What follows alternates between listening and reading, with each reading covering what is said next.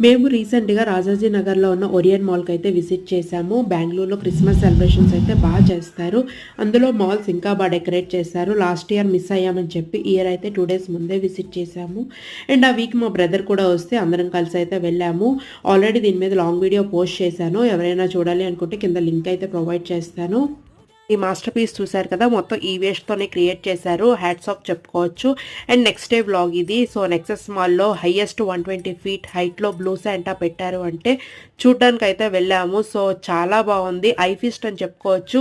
అంత డెకరేట్ చేశారు.